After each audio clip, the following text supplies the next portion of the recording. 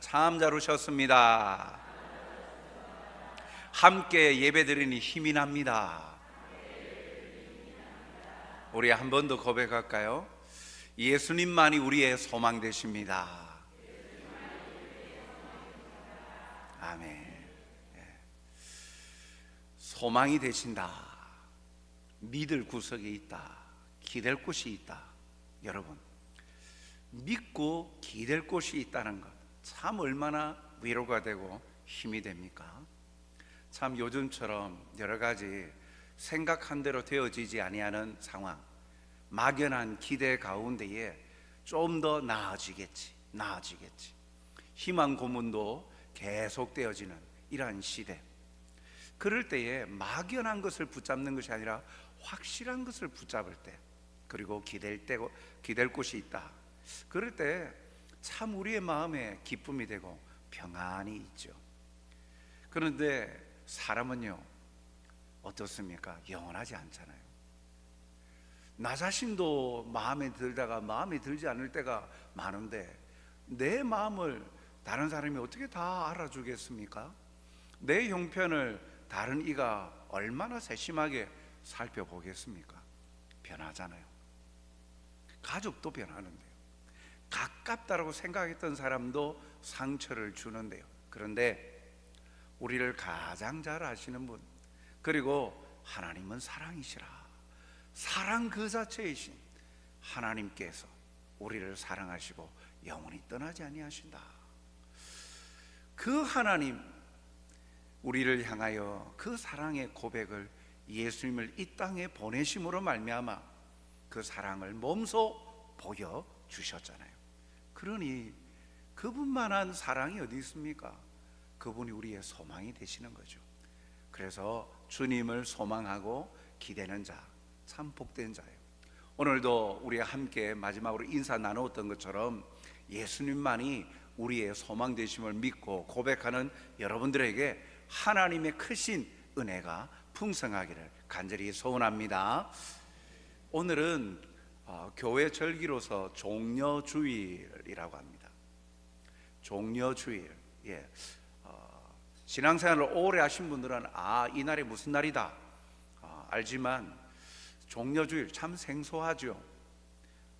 이건 예수님께서 십자가의 길을 걸어가시는 마지막 한 주간 예루살렘 성에 입성하실 때, 들어가실 때 백성들이 종려나무 가지를 바닥에 끌고 또 손에 들고 예수님을 환영하였던 그것에서 유래한 것입니다. 통상적으로 구약 성경에서 이 종려나무는요, 의인이나 이스라엘의 통치자를 말합니다. 시편 92편 12절을 보면 의인은 종려나무같이 번성하며, 의인을 종려나무처럼 빗대어서 설명하고 있죠. 또 이사야 9장 14절에 보면 그러므로 여호와께서 하루 사이에 이스라엘 중에서 머리와 꼬리와 종려나무 가지와 갈대를 끊으시리니, 여기에 종려나무 가지 할 때에 이스라엘의 지도자들, 통치자, 왕을 표현하기도 하죠. 이러한 표현, 그래서 이 구약의 이러한 표현들처럼 백성들이 종려나무 가지를 들고 이렇게 환영하는 것은 예수님을, 예루살렘에 들어오는 예수님을 왕으로서 환영하는 거예요. 그리고 그들이 외치는 그들의 표현 보십시오. 마태복음 21장에 보면 예수님을 향하여서 호산나, 다윗의 자손이여, 가장 높은 곳에서 호산나도다. 오늘 우리 성구 앞에서 우리가 성식 교독할 때에 함께 나누었었죠. 호산나, 호산나라는 말은 지금 곧 우리를 구원하소서, 원컨대 지금 구원하소서라는 말이에요. 다윗의 자손이여라는, 다윗의 자손은 하나님이 이스라엘 백성들에게 하신 약속의 말씀이에요. 즉 내가 너희들을 구원할 메시아를 보낼 것이다. 다윗의 자손 중에 메시아가 도래할 것이다. 그래서 대명사격으로 다윗의 자손이여 하면 메시아, 왕으로서 오시는 메시아를 말하는 거예요. 그러니까 메시아 되신 왕이여, 왕으로 오시는 메시아여, 우리를 지금 구원하소서 하고 백성들이 종려나무 가지를 들고 당신은 왕이십니다, 메시아이십니다 하면서 환호를 하는 거예요. 그래서 거기로부터 유래하여서 종려주일로 우리가 지키고 있어요. 그런데 오늘 우리가 이 종려주일을 맞이하면서 예수님이 이 예루살렘 성에 들어오실 때 특이한 점은 백성들이 왕으로 환호성할 때 얼마나 당당한 모습으로 승전가를 외치면서 들어오는 듯한, 전쟁에서 승리한 당당한 모습으로 들어와야 되지 않을까요? 그런데 예수님은요 어떻게 들어오십니까? 나귀 새끼를 타고 들어오고 계세요. 군마를 타고 당당하게 이렇게 개선장군처럼 이렇게 들어오시는 게 아니라 초라하고 나약한 나귀 새끼를 타고 종종종종 걸음을 걷는 나귀 새끼를 타고 들어오는 거예요. 이것은요 참으로 왜 이 어린 나귀를 타고 들어오실까? 예수님의 행동, 행하심 하나하나는요 그냥 허투루 하시는 것이 아닙니다. 예수님은 이 땅에 오셔서 하나님이 우리를 향하신, 이 죄인된 백성들을 향하신 하나님의 마음과 사랑, 계획하심을 몸소 보여주시는 거예요. 그걸 구약 성경이 예언하신 것을 예수님이 행하심으로 이루어 가시는 모습으로 나오는 거예요. 즉 예수님이 그냥 나귀 새끼를 타고 그냥 들어오신 게 아니라 예수님보다도 앞선 세대의 선지자가 예언한 내용을 성취하시려고 나귀 새끼를 타고 들어오셨어요.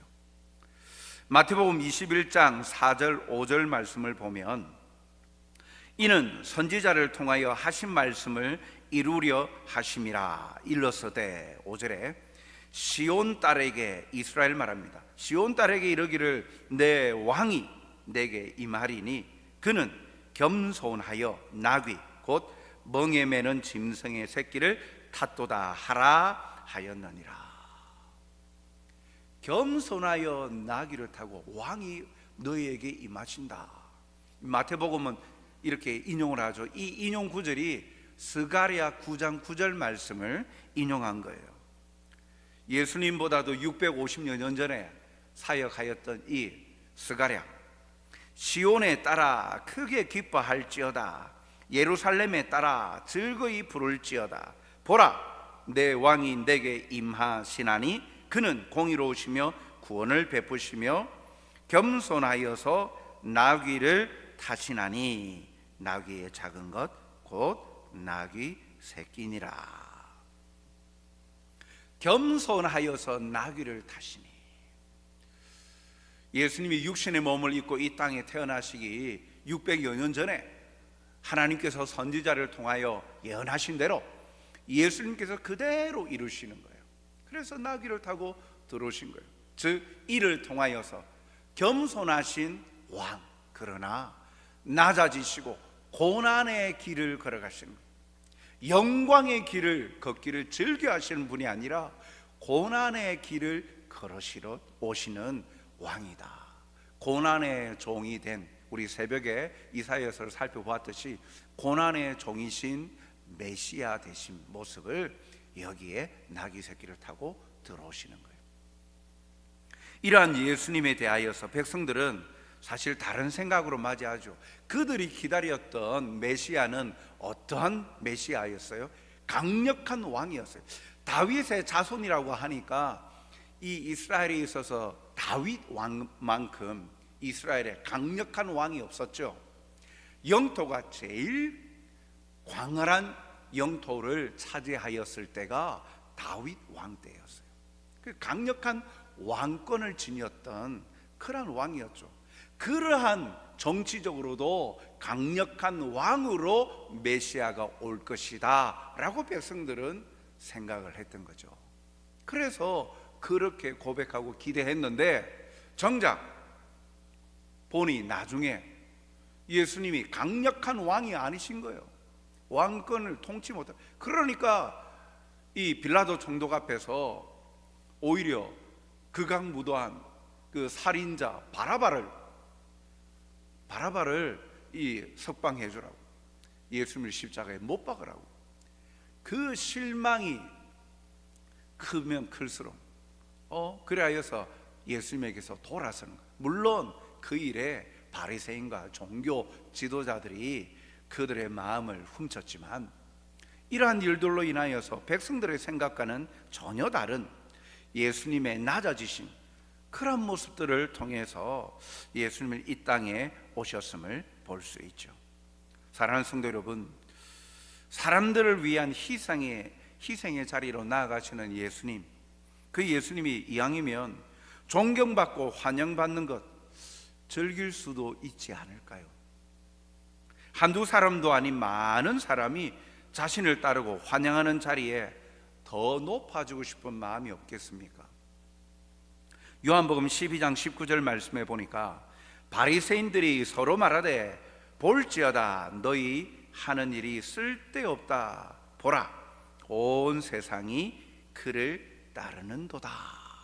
온 세상 그를, 이건 바리새인들은 예수님을 공격하는데 자기들끼리 어떻게 하면 이들을 무너뜨릴까 생각을 해왔었는데, 온 세상이 그를 따른다. 지금 예루살렘 성에 입성하는 그 예수님을 환호하는 온 성읍의 백성들의 모습을 보고 자조 섞인 말로 이 바리새인들이 하는 말이에요.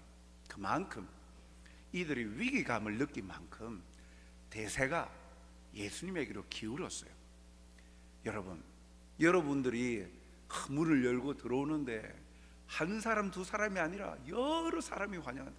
여러분들 교회 올 때 우리 새가족부하고 밑에서 우리 권사님과 또 집사님들이 어서 오세요, 안녕하세요 이렇게 환영하잖아요. 그것과는 비교되지 않는, 들어오는데 막 일제히 모든 사람들이 주목하면서 와 하면서 환영할 때 여러분 어떻습니까? 부끄럽기도 하지만 내가 그렇게 대단한 사람인가? 우쭐하지 않겠습니까? 그런 일들이 많아지면 많아질수록, 그런 분위기가 높아지면 높아질수록 어때요? 참 우쭐해질 수 있잖아요. 기왕이면 예수님이 죄인들을 위하여서 구원해 주시려고 희생하고 헌신하시는데 좀 그 자리에서 좀 영광을 받으면 안 될까요? 좀 으쓱거려도 안 됩니까? 그런데 예수님은 들뜨지 않으시고 철저히 약속된 말씀을 이루시려고 초라하고 연약한 나귀 새끼를 타고 들어오셨어요. 이런 사실 앞에 우리는 자신의 영광과 욕심을 채우기보다 철저히 아버지의 하나님의 이름이 높임받고 영광 받으시는 삶을 사는 것이 성도의 삶임을 깨닫게 되는 거예요. 당연히 주님은요 목숨 바쳐 구원해 주셨기에 영광 받으시기에 합당한 분 아닙니까? 잠깐 그래 이렇게 환호성에 응답해주면 어때요? 그런데 그러지 않으셨어요. 화려한 대관식과 같이 이렇게 들어온 걸 기획하실 수도 있는데 말씀대로 초라한 나귀 새끼를 타고 종종종종종 걸음으로 오는 그 나귀 새끼를 타고 들어오는 거예요. 얼마나 우스꽝스러울 수 있겠어요. 그런데도 그러한 자리를 마다하지 않으셨다. 우리가 주님을 본받아서 아버지 하나님의 뜻과 영광을 나타내는 삶을 살아가는 성도들이 다 되시길 주님의 이름으로 축복합니다. 이러한 예수님께서 오늘 우리가 읽었던 본문은 예수님의 모습 가운데에 낮아지시고 겸손하신 모습을 말씀하고 있어요. 10절에 보니까 예수님을 구원의 장시자라고 밝히고 있습니다. 그러므로 만물이 그를 위하고 또한 그로 말미암은 이가 많은 아들들을 이끌어 영광에 들어가게 하시는 일에 그들의 구원의 장시자를 고난을 통하여 온전하게 하심이 합당하도다.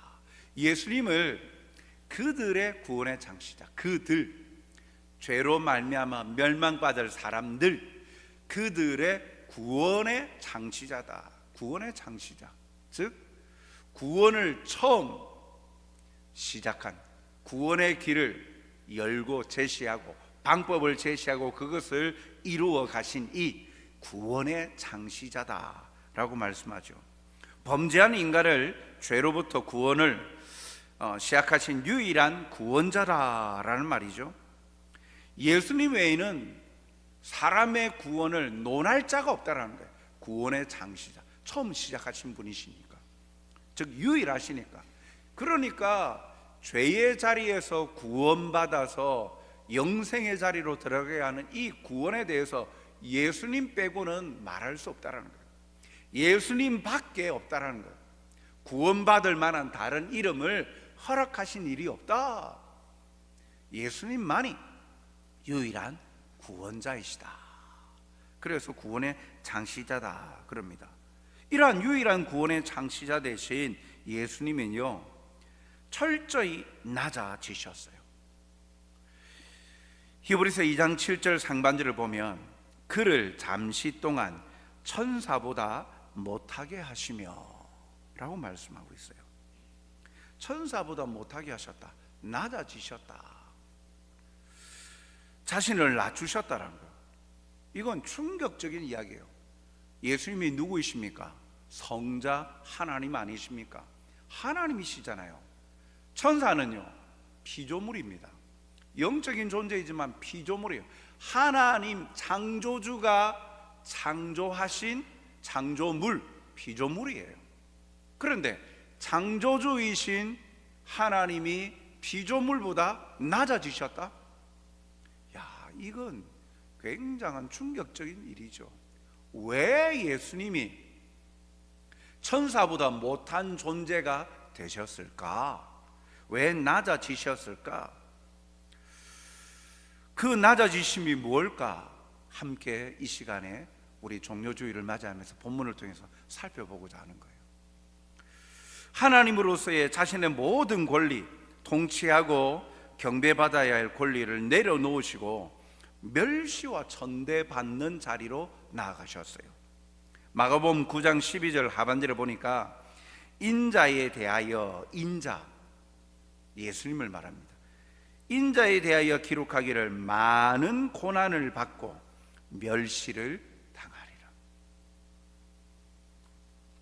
예수님이 고난받고 멸시를 받을 일을 행하셨나요? 절대 그런 일을 안 하셨습니다.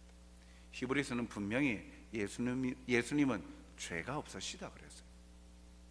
누구도 예수님을 질타하고 조롱할 만한 그러한 자격을 가진 자도 없죠. 그런데 예수님은 철저히 조롱받고 또 천대받고 낮아지셨어요. 소교리 문답 27문답을 우리가 함께 한번 살펴보고자 하는데, 우리의 신앙 고백을 또 성경 이외에 또 우리 생활에 필요하게끔 문답, 질문하고 답하고 하는 내용으로 신앙 고백들을 풀어 설명하고 있는 것, 그것을 우리의 신앙의 기조로 우리는 고백을 합니다.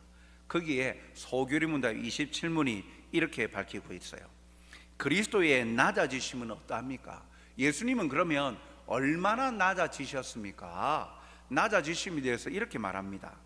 그리스도의 낮아지심은 비천한 상태로 탄생하신 것과 율법 아래 나셔서 현세의 비참함과 하나님의 진노와 십자가에 저주받은 죽음을 당하신 것과 장사 지낸 바 되셔서 얼마 동안 죽음의 권세 아래 머물러 있었던 것입니다 라고 밝히고 있어요.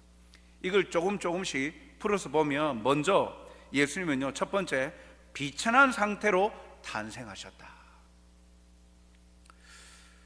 누가복음 2장 7절 말씀을 보면, 첫 아들을 낳아 강보로 싸서 구유에 뉘었으니 이는 여간에 있을 곳이 없음이로라. 예수님이 낮아지셨는데 비천한 상태로 태어나셨다. 성육신하셨다.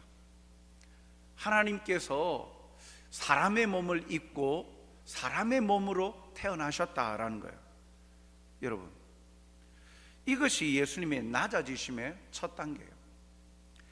창조주가 피조물로 태어났다라는 거예요. 창조주가 피조물이 되었다. 얼마나 충격적입니까? 그것이 비천한 상태예요. 그런데도 그냥 부유한 그들이, 백성들이 원하는 왕가의 왕자로서 태어났으면 좀 모르겠는데, 태어났을 때에 비천한 상태로 태어났다. 우리가 예수님의 탄생에 대해서 성탄절 되면 우리가 늘 묵상하고 잘 알듯이, 예수님은요 온전한 대접을 받으면서 태어나지 못하셨어요. 편안하게 마리아가 아이를 잉태할 수 없었어요. 산파들이 이렇게 받아주고 하는 그런 과정도 없었죠. 그래서 온전한 집에서 거할 곳이 없어서, 여간에 묵을 방이 없어서 어떻게 해요? 마구간에서 태어나서 처음 누인 곳이 말구유, 구유에 누였다. 이와 같은 비천한 상태. 참 요즘은 아이가 태어날 때 얼마나 잘해주고 싶어서, 예? 좋은 병원, 그리고 또 산후조리를 또 잘할 수 있도록 유명하고 또 깨끗하고 쾌적한 그런 산후조리원, 그런 것을 구해서 좀 산모와 아이에게 좋은 환경을 마련하려고 얼마나 힘들을 많이 했습니까? 모든 세대에 자기 자녀들에 대한 좋은 태도, 뭐 이런 대우, 부모의 마음이죠. 그런데 예수님은요 비천한 상태로 태어나셨다. 이만큼 예수님이 낮아지셨다. 두 번째는요, 율법에 대해서 복종하심입니다. 율법에 대한 복종인데, 갈라디아서 4장 4절 5절 말씀을 보면, 때가 참에 하나님이 그 아들을 보내사 여자에게서 나게 하시고 율법 아래에 나게 하신 것은 율법 아래에 있는 자들을 속량하시고 우리로 아들의 명분을 얻게 하려 하심이라. 조금 말이 이해하려면 좀 어려울 수도 있는데, 율법 아래에 있다는 건 하나님께서 자신의 백성들에게 율법을 만들어서 주셨잖아요. 하나님의 백성으로서 이스라엘 백성들이 광야를 지나오면서 시내산에서 하나님의 나라, 하나님의 백성이 되게 하시려고 십계명을 주시고 율법을 주셨잖아요. 하나님 나라 백성이라면 하나님 나라의 법을 지키며 살아가야 된다. 너희들이 살았던 애굽의 삶은 청산하고 하나님 나라 백성답게 하나님의 나라 백성의 법을 따르라 하고 율법을 주셨어요. 그래서 만드신 이가 하나님이시잖아요. 그런데 만드신 그 하나님께서 율법을 순종해야 되는 자리에 처하셨다. 만드신 이가 율법 아래에 낮아지셨다라는 이야기는 여기 좀 전에 읽었던 5절 말씀처럼 우리로 아들의 명분을 얻게 하려 하십니다. 하나님의 자녀 되게 하시려고, 죄인된 우리를 구원하셔서 하나님의 자녀 되게 하시려고 창조주이시고 율법을 만드셨던, 율법을 부여해 주셨던 하나님께서 율법 아래 자신이 율법을 지키는 낮은 자리에 처하셨다라는 거예요. 율법을 지킴으로 우리에게 구원을 허락해 주셨다는 거예요. 율법에 대한 요구를 완전히 완성하심으로 우리를 구원의 자리에 이르게 하셨다. 그만큼 낮아지셨다. 세 번째는요, 인간으로서 당한 고난입니다. 전 생애를 통하여서 배고프고 슬프고 고통받고 가난한 육체적인 노동 등 모든 인류가 살아가며 겪어야 될 공통적인 그 삶의 과정을 겪으셨고 몸소 인간의 연약함을 체험하셨다. 시편 22편 6절에 보니까 이렇게 밝히고 있어요. 나는 벌레요 사람이 아니라 사람의 비방거리요 백성의 조롱거리니이다. 예수님의 고난받으심에 대한 이 다윗의 시편의 고백이에요. 이사야 52장 14절에도 보면 이 메시아에 대해서, 예수님에 대해서 밝히기를, 전에는 그의 모양이 타인보다 상하였고 그의 모습이 사람들보다 상하였으므로 많은 사람이 그에 대하여 놀랐거니와. 많이 상했다, 고통받았다, 고난받았다. 세상의 멸시와 육신의 연약함을 몸소 겪으셨다. 그만큼 고통의 자리에 내려오셨다. 낮아지셨다. 네 번째로는요, 십자가에서 죽으시고 장사되신 거예요. 예수님이 당하신 고난의 절정입니다. 질병이나 사고, 자연사가 아니라 극악무도한 죄인들이 십자가 형벌을 받는데, 십자가에서 사형 선고를 받으심으로 가장 치욕스러운 처형을 당하셨어요. 갈라디아서 3장 13절 말씀에 그리스도께서 우리를 위하여 저주를 받은 바 되사 율법의 저주에서 우리를 속량하셨으니 기록된 바 나무에 달린 자마다 저주 아래 있는 자라 하였습니다. 나무 아래 십자가에 매달린 자마다 저주받은 자다. 예수님이 무슨 잘못하셨다고요? 그런데 저주받은 자와 같이 십자가 형틀에 십자가형을 선고받고 돌아가셨다라는 거예요. 이로 인해서 하나님의 은혜가 모든 사람에게 흘러가길 원하셨어요. 히브리서 2장 9절 하반절 오늘 본문에 보니까 죽음의 고난 받으심으로 말미암아 영광과 존귀로 관을 쓰신 예수를 보니, 이를 행하심은, 죽음의 고난을 받으시는 그 모든 일을 행하신 것은 하나님의 은혜로 말미암아 모든 사람을 위하여 죽음을 맛보려 하심이라. 대속죄물, 죄가 없으신데 다른 사람들의 죽음, 사망의 일을, 죄를 속하여 주시려고 대신 죽으셨다라고 말씀하고 있는 거예요. 사랑하는 성도 여러분, 예수님은 우리의 모든 것을 경험하시고 누구보다도 더 잘 알고 계십니다. 왜 예수님이 이렇게 낮아지셔야 될까요? 그건 우리를 살려주시려고. 사랑하지 않고서는 그렇게 하실 수 없어요. 여러분들이 잘못을 하였어요. 용서받을 수 없는 잘못을 했어요. 그럴 때 우리의 부모님이, 나의 친한 가족이 대신 그 사람 앞에 무릎 꿇고 빌면서 용서해 달라고 할 때 여러분 어떤 마음이 듭니까?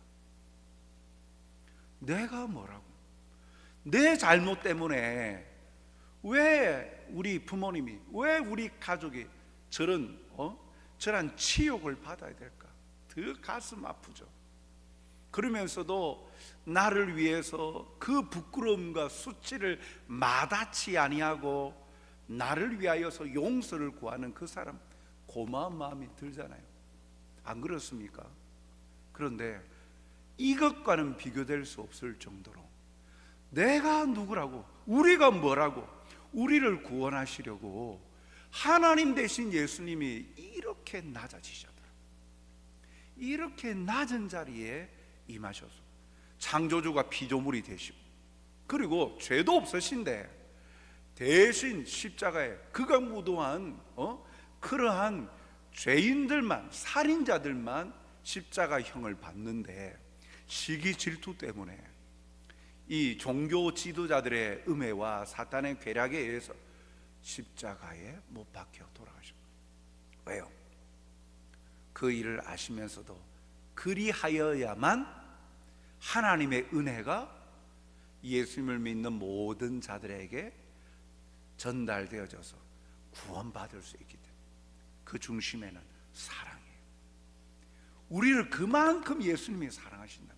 여러분, 예수님만큼 우리를 사랑하시는 분이 없어요. 한번 묵상해 보십시오.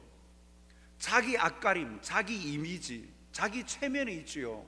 모든 건 내어주면서까지 수치를 당하고 목숨을 버릴 수 있는 사람 어디 흔합니까? 부모는 자녀들을 위하여서 목숨까지 버릴 수 있죠. 그렇게 말하죠.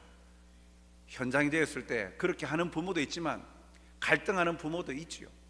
그러나 오늘 예수님의 종려주일 이 길을 걸으신 것은요, 고난의 길, 죽음의 길로 가시는 거예요. 예수님의 낮아지심을 오늘 우리가 살펴보면서 우리의 모습을 돌아보자는 거예요. 우리는 그만큼 주님이 고난과 멸시와 천대를 받으시면서까지 죽기까지, 수치를 당하시고 죽기까지 우리를 끔찍히 사랑하신다. 바꿔서 말하면 나는 참 복된 자인 거예요. 우리는 행복자인 거예요. 이만한 사랑을 받은 사람이 어디 있겠어요? 이만한 사랑 전부를, 내가 어떤 예수님에게 먼저 선행을 베풀고 어떤 존대를 받을 만한 행위를 한 적이 없어요. 그런데도 하나님께서 예수님을 통하여 내가 너를 사랑한다. 그래서 하나뿐인 내 아들 독생자를 널 위해서 준다. 전부를 내어주시는 거잖아요. 독생자로 주시는 거. 여러분, 하나님의 아들 예수 그리스도를 믿는 여러분들은 참 복된 자인 거예요. 우리의 삶에 힘든 일들이 있잖아요. 지금 해결 안 받았으면 하는 그러한 우리의 기도의 제목들이 있잖아요. 그런데 그것들을 누구에게 아뢰을 수 있어요? 자녀만이 아버지께 기도할 수 있는 거예요. 그리고 아버지 하나님께서 우리의 그 형편을 다 아시는 거예요. 그런데 기도의 자리를 통하여 하나님의 방법대로 이루어 가시는 거예요. 그 중심에 우리를 사랑한다 말씀하십니다. 여러분들은 하나님의 크신 사랑을 입은 행복자임을 믿으시기 바랍니다. 이걸 한번 체험해 보세요. 예수님이 왜 낮아지셨는지, 예수님 편에서는 아무런 문제가 없어요. 히브리서 4장 15절, 우리에게 있는 대제사장은 우리의 연약함을 동정하지 못하실 이가 아니요 모든 일에 우리와 똑같이 시험을 받으신 이로되 죄는 없으시니라. 죄가 없으신데 우리 살려보겠다고, 우리를 구원해 주시겠다고, 우리를 영광의 자리에 천국에 이르게 하시겠다고 본인이 모든 고초를 다 경험하셔서 우리의 연약함과 고난, 그 정신적인 압박과 고통, 육체적인 그런 고통, 모든 걸 다 경험하신 분이기 때문에 그 예수님이 우리에게 우리의 마음을 이해하시고 다 아시는 분이에요. 그리고 다 소원을 이루어 주신다는, 이 예수님을 묵상하는 한 주간이 되었으면 좋겠어요. 우리가 오늘 종료주일로 시작하여서 이제 부활주일까지, 토요일까지 이 한 주간을 고난주간이라고 우리는 지킵니다. 이 고난주간 동안 왜 예수님이 십자가의 길을 걸어가셔야만 했나? 나 때문이다. 우리 때문에, 나 때문에 그 길을 걸으셨습니다. 죄송하고, 그래야 해서 우리의 죄를 회개하고 그 다음에는 감사해야죠. 그 길을 걸으셨기 때문에 그 주님을 붙들면 우리 인생의 문제가 해결 안 받을 뿐만 아니라 우리의 신분이 변화되어질, 하나님의 자녀로서 영광의 자리에 이른, 하나님과 영광의 관을 쓰시고 우리를 기뻐하시며 그 영광의 자리를 우리를 인도하신다라고 말씀하시지 않습니까?